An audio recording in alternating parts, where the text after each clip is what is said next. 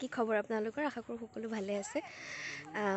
এতিয়া আজি আমি যাবলৈ ওলাইছোঁ মাজুলীৰ পৰা। দুখনমান সত্ৰ আছে, সেই দুখনমান চাই আমি ওলাম। আৰু আজি এই ধুনীয়া ৰিজৰ্টখনৰ পৰা আমি আৰু টাটা বাই বাই দিছোঁ আৰু বাকীখিনি দেখুৱাই থাকিম। ভিডিঅ'টো চাই থাকিব আৰু ভাল লাগিলে শ্বেয়াৰ কৰিবলৈ নাপাহৰিব। আৰু তেতিয়াহ'লে ব'লক ভিডিঅ'টো ষ্টাৰ্ট কৰোঁ।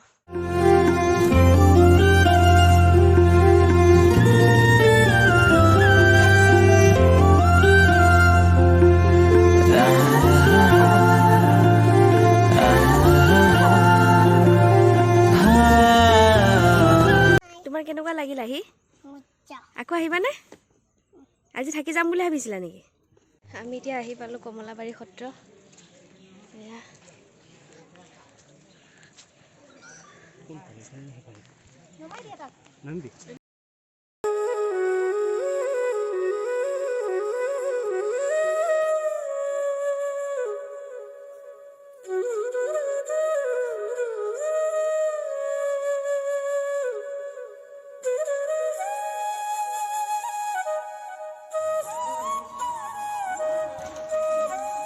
পোৱালি পোৱালি ভকত।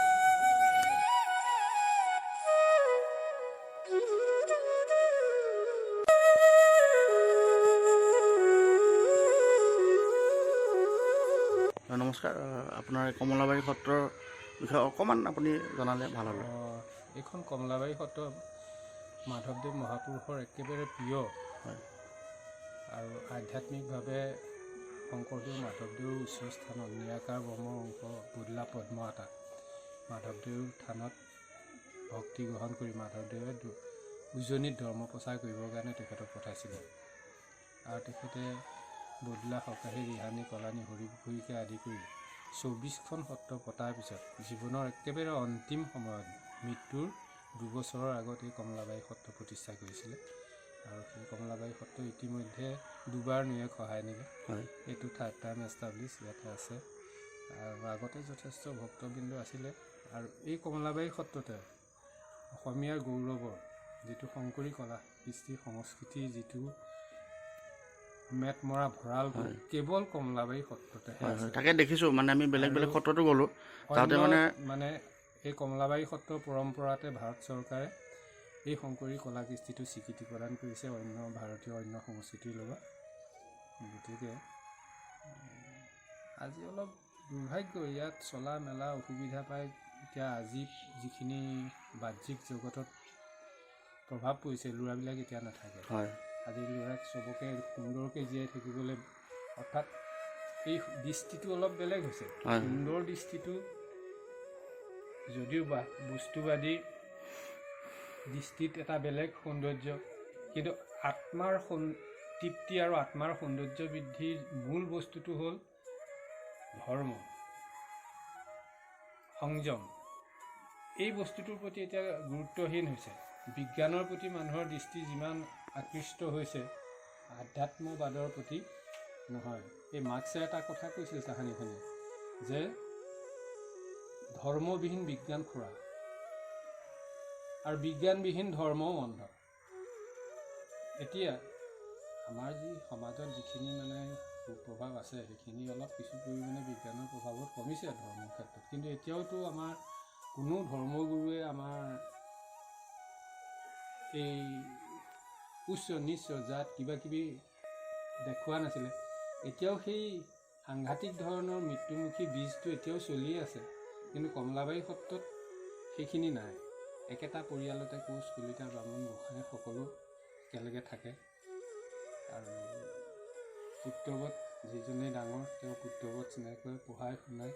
আৰু আগতেতো পঢ়া শুনাটো ইয়াত যথেষ্ট আছিলে। ইয়াত এতিয়া পঢ়ি শুনি বহুত প্ৰিন্সিপাল হৈছে, বহুত আন নালাগে। বানাৰস ইউনিভাৰ্চিটিৰ ভাইচ চেঞ্চেলৰ কৃষ্ণ শৰ্মা ইয়াতে পঢ়ি ইয়াতেই তেওঁ PhD কৰি পেলাই বানাৰস ইউনিভাৰ্চিটিৰ ভাইচ চেঞ্চেলৰ হৈছে। কিন্তু এতিয়া সেই একো পৰিৱেশেই নাই। ল'ৰা লুই অকণমান পঢ়াৰ পিছত সত্ৰীয়া সংস্কৃতি কিবা এটা অকণমান বিকাশ হ'লে বাহিৰলৈ গুচি যায়।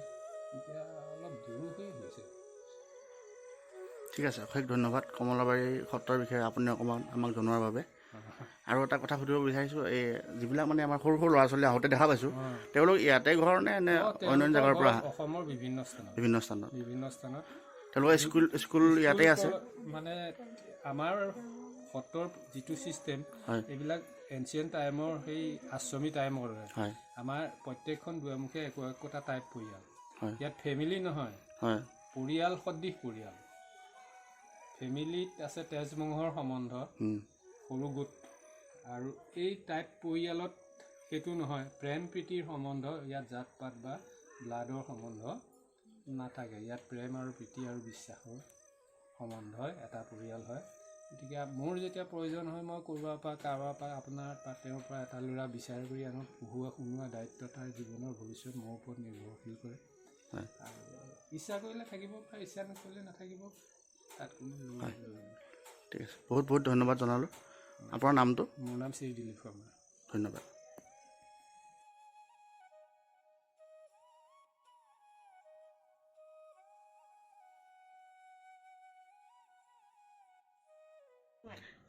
মাধৱ শইকীয়া।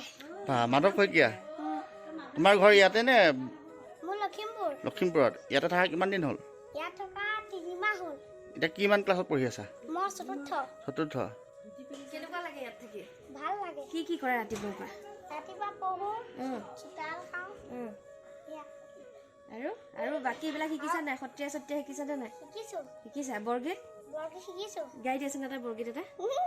অকণমান গাই দিয়া। অকণমান গাই দিয়া। আহা আহা, একো নহয়, আহা আহা, নালাগে, বৰগীত গাব নালাগে, আহা, বৰগীত গাব নালাগে, আহা, লাজ কৰিব নালাগে। তোমালোকে চুলিবোৰ যে নাকাটা কিয়? এইটো নিয়ম আছে ন? নিয়ম ন? ভালে লাগিছে, শংকৰদেৱৰ নিচিনা লাগিছে। যদি জানা অকণমান গাই দিয়া। তুমি জানা, মই গম পাইছোঁ। আহা, হ'ব দিয়া। মাজুলীৰ আজি এইখন সত্ৰই আমাৰ শেষ সত্ৰ আছিলে। কি নাম? কমলাবাৰী সত্ৰ। ভাল লাগিলে। সৰু সৰু ল'ৰা ছোৱালী বহুত আছে, দেখা পাই বিৰাট ভাল লাগিছে। পৰিৱেশটো বিৰাট ধুনীয়া ইয়াৰে। আৰু এতিয়া আমি মাজুলীৰ পৰা ওলাম, আৰু এতিয়া যাম আমি বগীবিল হৈ, গতিকে দলংখনো চোৱা হ'ব, আগতে দেখা নাই। সেইকাৰণে ভাল লাগিব, আৰু ভিডিঅ'টো কণ্টিনিউ কৰি থাকিম, তেতিয়ালৈকে চাই থাকিব আপোনালোকে। আৰু আজি ভিডিঅ'টো ভাল লাগিলে লাইক কৰিবলৈ নাপাহৰিব, আৰু পূৰা শ্বেয়াৰ কৰি দিব, পূৰা বৰষুণ। আৰু এটা কথা, ছাবস্ক্ৰাইব কৰি দিব দেই। ঠিক আছে, তেতিয়াহ'লে আজিৰ ভিডিঅ'টো এইখিনিতে শেষ কৰিছোঁ, আৰু তেতিয়াহ'লে লগ পাম। বাই বাই কৈ দিম। কথা এটা সুধিবলৈ আপোনাৰ মাতিলোঁ, যদি বেয়া নাপায় তেতিয়াহে সুধিম দেই, ধেমালি এটা কৰিম আৰু। মানে আপোনালোকৰ কমলাবাৰী সত্ৰ হওক বা যিকোনো দক্ষিণপাট সত্ৰই হওক, মানে আপুনি বেয়া নাপাব দেই, মই মানে তাত হেৰি কৰিছোঁ, বেলেগ একো নাই। আপোনাৰ মানে সত্ৰাধিকাৰবিলাক যিবিলাক চব চুলি দীঘলে দেখা পাইছোঁ, তাৰ কিবা কাৰণ আছে নেকি? না এনেও কিছুমান হ'ব পাৰে, এইটো বেলেগ কথা। সত্ৰ থাকিলে চুলি ওচৰ ৰখাব লাগে, চুলি ওচৰ ৰখাটো নিয়ম আছিলে আগৰ পৰা। কিছুমানে পৰম্পৰা নিয়মতাৰ কাৰণে সেইখিনিয়ে, বেলেগ একো নাই। মানে কিছুমানে পটককৈ বেয়া পাই যাব পাৰে। বেয়া কথা নাই নহয়, নজনা কথাটো সুধি গৈছোঁ। ধন্যবাদ। কোন জেগাৰ পৰা আহিছে? আমি আহিছোঁ মঙলদৈৰ পৰা। কালি আহিলোঁ।